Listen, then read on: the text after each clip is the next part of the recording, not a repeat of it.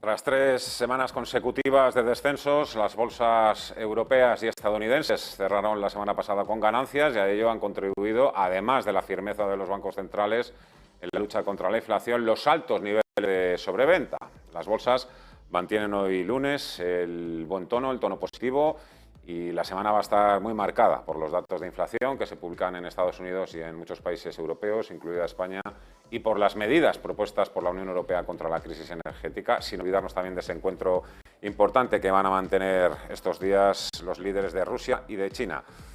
Momentum de la economía y los mercados. Hoy con David Sánchez, es responsable de selección de fondos y gestión de fondos de Santa Lucía Asset Management. Hola David, ¿qué tal? ¿Cómo estás? Muy buenas tardes. Hola, buenas tardes a todos. Y damos la bienvenida también a Miguel Ángel Temprano, gestor independiente. Hola Miguel Ángel, ¿cómo estás? Muy buenas tardes. ¿Qué tal? Muy buenas tardes, Fernando. ¿Cómo dirías que hemos empezado la semana, Miguel Ángel? ¿Un poquito mejor? Bueno, sí, hombre, obviamente siempre que suben los mercados pues se puede empezar mejor, pero yo creo que lo más agradable fue una noticia que leímos todos ayer sobre que la situación en el frente ruso, se está destabilizando y que empiezan a sonar tambores raros dentro de los militares rusos. Eso puede ser una buena señal, buena señal si de alguna manera permite que Putin se destabilice y tenga que mirar internamente antes de crear más ruido exterior, o puede ser mala porque este señor perdido y agobiado haga alguna locura. Pero bueno, yo lo tomo como una buena noticia, siempre y cuando los que estamos a un lado ganamos, ya bien sea en los mercados financieros, ya bien sea en los frentes de guerra, yo creo que es buena noticia. Las fuerzas que están moviendo hoy los mercados. En tu caso, David, ¿veis un poquito la situación con algo más de esperanza que otras semanas? Bueno, esperanza de corto plazo. Pensamos que esto se marca dentro de lo que es un bear market rally, que en mercados bajistas tenemos este tipo de movimientos de recuperación y es en el cual nos encontramos. Hay muchas posiciones cortas en Estados Unidos, en el DAX, niveles de sobreventa muy importante y bueno, pues están cerrando posiciones cortas y veremos si tiene continuación. Nosotros no estamos comprando por ahora estos mercados, este rally que pensamos que va a ser de corto plazo y seguimos en un formato pues de bastante prudencia con respecto a la renta variable. Y bueno, luego comentaremos también un poco de la renta fija, donde también estamos pues con un sesgo bastante conservador en nuestras carteras. Precisamente la atención, David, el hecho de que las bolsas, la renta variable, sí que lleva unos cuantos días de rally, pero en la renta fija seguimos viendo correcciones en el precio de los bonos.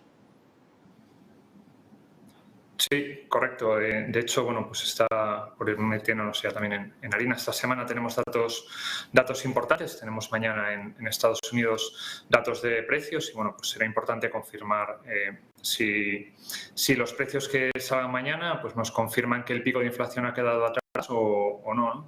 De hecho, se espera un 8% mañana de base interanual para la inflación general. Habíamos tenido un 8,5% el mes anterior y habíamos hecho pico en julio con el 9,1%. Bueno, pues será importante ver si esta inflación sigue a la baja. De todas formas, pues bueno, aunque la inflación siga o comience a tener una tendencia negativa, pues va a estar muy lejos todavía de las expectativas o de los objetivos de los bancos centrales y les va a obligar a actuar. Una inflación que salga mañana del 8% sí que es mejor que tener una inflación hace 2 meses de superior al 9,1% en Estados Unidos, pero esto no significa que los bancos centrales puedan parar aquí sus subidas de tipos, ¿no? Han de continuar y yo creo que es el discurso que hemos escuchado tanto de la FED en las últimas reuniones como en la última reunión del Banco Central Europeo, que luego comentaremos un poquito más en detalle.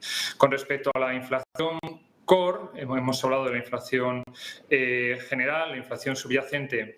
Sí que pensamos que también se revisará a la baja, al 6,1%. Lo que pasa que, bueno, aquí hay un tema curioso con respecto a la inflación subyacente. La inflación subyacente en Estados Unidos hizo pico en marzo. Llama la atención porque hemos dicho que hizo pico la inflación general en julio. Esto tiene que ver, un poco también a nivel educativo, aprovechando el foro, tiene que ver un poco con el cálculo de cómo se calculan las inflaciones en Estados Unidos. Hay un componente muy importante en la inflación subyacente, que son los vehículos de segunda mano, Unos vehículos de segunda mano que han subido de precio muchísimo debido especialmente pues a todo lo que tiene que ver con la rotura de las cadenas de suministros que vivimos tras la pandemia y el escaso, el tiempo el impacto en los tiempos de espera en los coches nuevos, ¿no? Esto hizo que los precios de los coches de segunda mano se dispararan y nos afectaran en la inflación subyacente americana. Con todo, lo importante, mañana, como decíamos, dato de inflación para confirmar que la inflación sigue a la baja y que comentar eso, que los bancos centrales, aun con inflación a la baja, no pueden parar en estas subidas de tipos de interés que estamos viendo. Sí, Miguel Ángel, mañana llega la prueba del algodón, otra más. Con ese dato. Ya, pero vamos a ver, si analizas un poco también lo que dicen todos los analistas americanos, los que están in situ, sobre todo los que no están mirando los precios en las grandes ciudades como Nueva York, Chicago o Los Ángeles, y ves lo que está ocurriendo, te das cuenta de dos cosas. Lo que ha bajado realmente ha sido el precio de las gasolinas, fundamentado por dos cosas. La primera, porque los impuestos los ha reducido Biden de una manera radical, y luego obviamente porque el barril de petróleo no ha subido radicalmente como podía haber ocurrido. Pero por contra, los alimentos, que son un factor inflacionario brutal, han seguido subiendo. Claro, esto es muy importante a la hora de ver la estabilidad o no de las buenas noticias que mañana recibamos. Si nos encontramos, como todo el mundo espera, que los alimentos frescos y otros productos han seguido subiendo, pues eso indicará que la Reserva Federal puede que tenga que volver o que quiera volver a los 75 puntos básicos, porque yo creo que sería una magnífica noticia si en la próxima reunión la FED, en lugar de subir 75 puntos básicos, subiera solo 50. Eso sería una magnífica noticia. Pero además nos encontramos con otra cosa también muy importante que a todos se nos está pasando cuando hablamos del petróleo. Hablamos de que el mayor inflacionario ahora mismo es el petróleo, provocado por una crisis cuyo padre tiene nombre, que es Rusia. Pero para Rusia su principal aliado ahora mismo es China. Y China, a pesar de ser un productor, importa aproximadamente 2,5 veces más petróleo del que es capaz de producir. China está en una situación donde tiene una política sanitaria de COVID-0 que hace que se esté ralentizando su economía a una velocidad brutal. En ese impacto te encuentras con que el crecimiento mayor de coches ligeros, es decir, de coches pequeños, en el mundo es China, y que adicionalmente China está llevando una política, está ocurriendo, no es una política, de traspaso de coches más pequeños a coches más grandes, a los subs, un 23%. Y el coche eléctrico no está impactando, por lo tanto, todo esto mezclado, te encuentras con que a los chinos es a los que menos les interesa que sus amigos los rusos estén potenciando de que suba el precio del petróleo, porque en su situación lo que hace es que les genera una ralentización de la economía de manera brutal.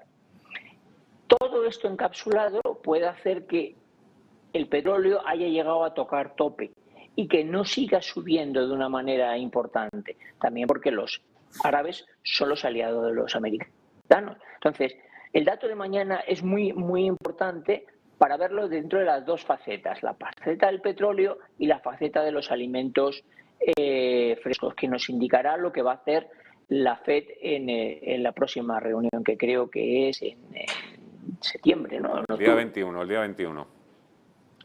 21 de este mes tenemos reunión de septiembre. Sí, reunión de la Reserva Federal, la próxima semana. Bueno, se va a hablar y mucho del encuentro que van a mantener estos días, Putin y Xi Jinping. A ver si nos le convence o no, ¿no? Es el único, en principio, que va a poder hacerlo, Miguel Ángel. No, yo creo que, vamos a ver, Xi Jinping, que yo creo que ahora va a hacer algo histórico desde Mao, que es un tercer mandato en el líder del Partido Comunista Chino. Xi Jinping lo que dice, no, mi aliado o mi amigo es el ruso. Bueno, eso es mentira. El mayor colonizador de toda la historia no son los frentes militares, es el comercio. Y ahora mismo el principal cliente de China, con mucha diferencia, son los Estados Unidos. vamos a ver, en su sano juicio nadie se pelea con tu mejor cliente. Y adicionalmente en una situación donde tu política sanitaria está llevando a tu economía a una recesión. Con lo cual, que yo lo que creo es que el chino va a intentar mantener una especie de status quo, y yo soy la segunda potencia y pretendo ser la primera, por lo tanto que no se me identifique con el americano, pero oye, tampoco nos pasemos, no vaya a ser que el americano, haciendo el harakiri, deje de comprarme y entonces la terminemos liando. Pongo solo un ejemplo. Los alemanes han demostrado que es posible generar una independencia de un proveedor crítico en un tiempo récord. Han pasado de depender del gas ruso en más de un 60% a depender, esto es una noticia del pasado miércoles, dicha por Sol, solamente en el 9,1%. Con lo cual, si los alemanes lo han conseguido en eso, significa que todos, con voluntad, somos capaces de conseguirlo.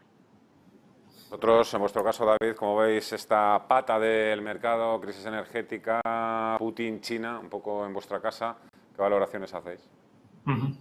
Bueno, la reunión de Putin y Xi Jinping es importante enmarcarlo dentro de lo que es una reunión que se produce entre los Estados miembros de la Organización de Cooperación de Shanghái.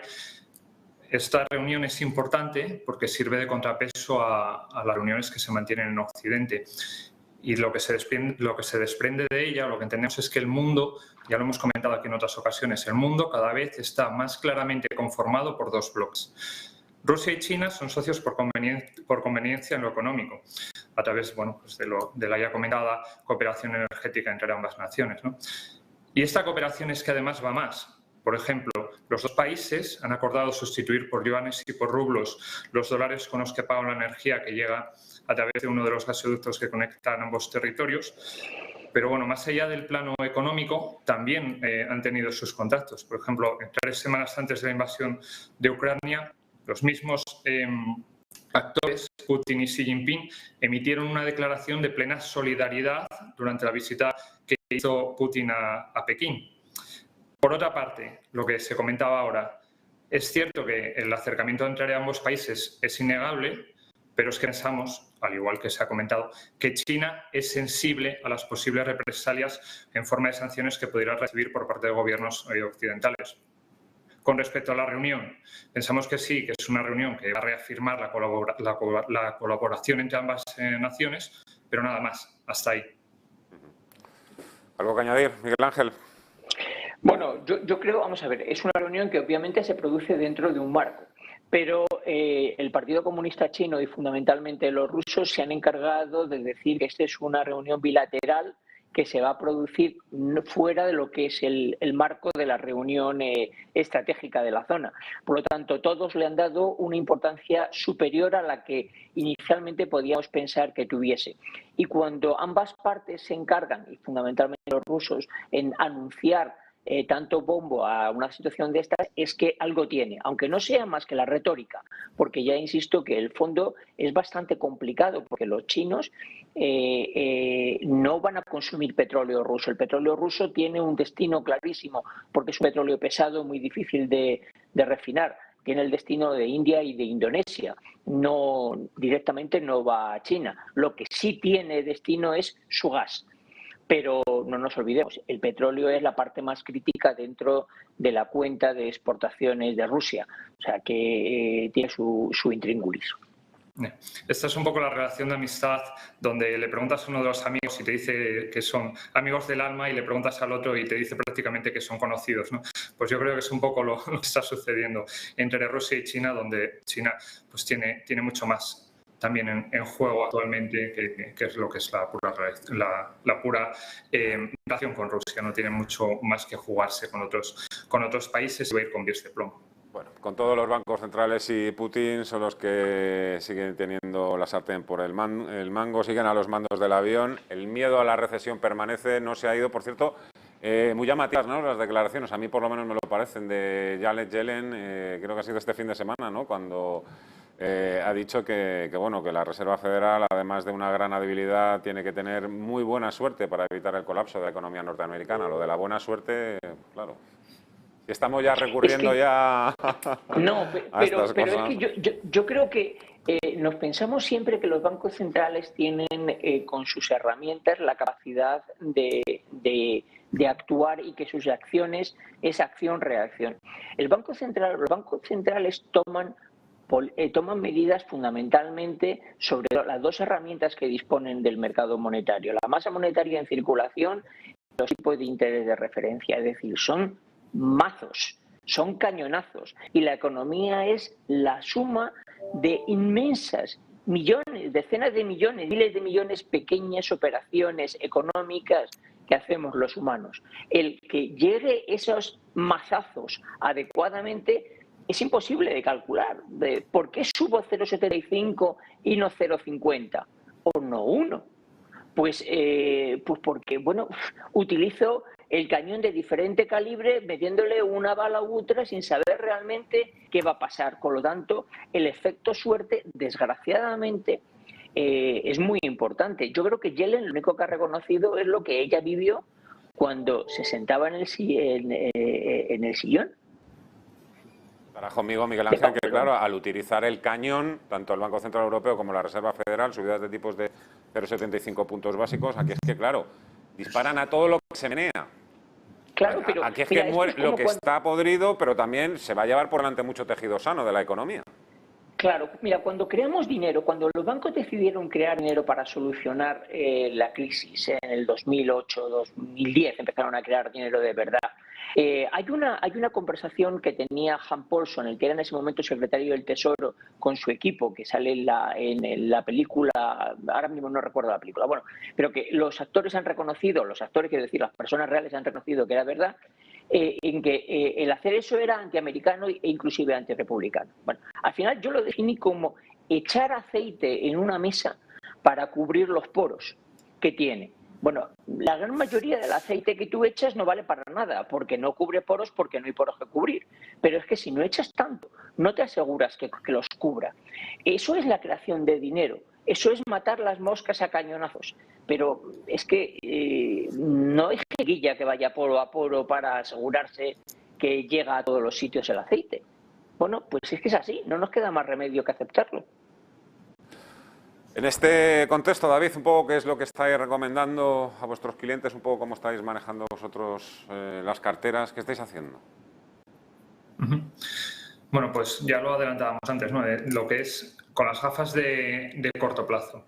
Nos mantenemos, en lo que a renta variable se refiere, nos mantenemos cautos, no estamos, como decíamos, comprando el rebote de corto plazo y permanecemos ligeramente infraponderados en renta variable. Ahora bien, con las gafas de largo plazo, en cuanto a esos inversores que nos escuchan y que tienen una visión pues que no va de esta semana, de este mes, ni tan siquiera de los próximos 12 meses, ¿no? Con las gafas de largo plazo hay que estar invertidos, lo repetimos siempre, hay que estar invertidos. Históricamente, para que os hagáis una idea, una inversión a 10 años en el S&P 500 ha ganado dinero el 90% de las veces, con una rentabilidad media anual del 10%. Es decir, aquella persona que se pierda días relevantes positivos en mercado, se va a perder buena parte de esta rentabilidad que estamos comentando. Hay que permanecer, para aquellos inversores de largo plazo, insisto, invertidos. Incluso para aquellos que ven muy mal la situación, aquellos que han elegido muy mal el timing, que justo han entrado en máximos, incluso para esos inversores el largo plazo paga. Con respecto a la renta fija, pues seguimos también, ya lo comentábamos antes, bastante cautos en renta fija, preferimos crédito por encima de gobierno y crédito de calidad, compañías buenas, y seguimos estando en duraciones cortas, como se debe de estar, en un entorno pues, que va a continuar siendo de subidas de tipos de interés, tanto en Europa como en Estados Unidos, y Europa con ese delay que nos trae, que bueno, hemos tenido subida histórica la semana pasada por parte del Banco Central Europeo, pero que viene muy atrás y que ha estado negando la mayor pues hasta última hora, ¿no? Y ahora pensamos que va a ser un sufrimiento añadido reconducir la inflación en comparación con si lo hubiéramos hecho desde el minuto 1. Tú, Miguel Ángel, ¿qué le dirás ahora mismo a un inversor que no sabe si hay que no ya subirse al tren, que a lo mejor es prematuro, pero por lo menos empezar a preguntar el precio de los billetes del tren o mantenerse fuera en liquidez, esperar a que pase todo lo malo y ya una vez que ya queden solo las ruinas empezar a comprar, no sé? En fin. Mira, yo hasta junio recordarás que dije, y lo dije abiertamente en tu programa, que era partidario de estar en liquidez. Por supuesto, no tener renta fija y la renta variable no lo justificaba. Alguna gente me decía, ¿y qué hacemos con la inflación? Y digo, no, es que cuando pierdas en la renta variable, pierdes lo que te ha dado lo que has perdido de la renta variable más la inflación, con lo cual es una doble pérdida. En junio ya empecé a decir, y lo dije también públicamente de manera reiterada, inclusive llegué a recomendar varios valores, que había que empezar a invertir e invertir con cautela. Pero que había que empezar a posicionar una cartera a largo plazo en renta variable. Y sigo opinando lo mismo. Yo ahora, aquel que me hizo caso, lo que le diría es que se esperase, que lo que tenga todavía liquidez lo mantenga. Aquel que no me hizo caso y no invirtió, yo lo que le diría es ahora espera. No inviertas ahora, espera un poco más a que haya alguna caída, porque nos vamos a mover en dientes de sierra. Y sobre la renta fija, yo todavía esperaría, no mucho más tiempo, porque yo creo que el bono no se va a terminar abaratando muchísimo más de lo que ya está. Pero de momento esperaría, porque creo que todavía hay oportunidad o van a salir oportunidades de bonos con rendimiento mayor del que se está teniendo. Pero no esperar mucho tiempo, ¿eh? Muy bien, pues ahí queda todo dicho por el momento. Miguel Ángel Temprano, gestor independiente, David Sánchez, Santa Lucía Asset Management, un placer. Muchísimas gracias a los dos, os mando un fuerte abrazo, Igualmente. Cuidaros, Gracias. que vaya bien la semana. 12:45, al que le va hoy de cine es al IBEX 35 y a sus primos europeos. El IBEX 35 subiendo ya casi un 1,4% por encima de los 8.100 puntos. Vaya festival en el sector financiero, ahí continúa el rally, la buena racha, estamos viendo subidas, bueno, pues por encima incluso del 3%. Bueno, están ahí. Está CaixaBank subiendo casi un 3%. Vemos también, pero bueno, es que se están colando ya también otras compañías como ArcelorMittal, estaban muy defenestradas también las aceleras en los últimos tiempos. Y sorprende también ver a Inditex. ¿Será por eso de comprar con el rumor, vende la noticia? El miércoles presenta resultados. A vuelta a pausa, hablamos con Roberto Moro de los gráficos, IBEX 35, volatilidad, boom, sector financiero, Nasdaq, en fin, a ver si nos arroja también un poquito más de luz. Hacemos pausa y continuamos aquí en Ponte en Acción, en Negocios TV.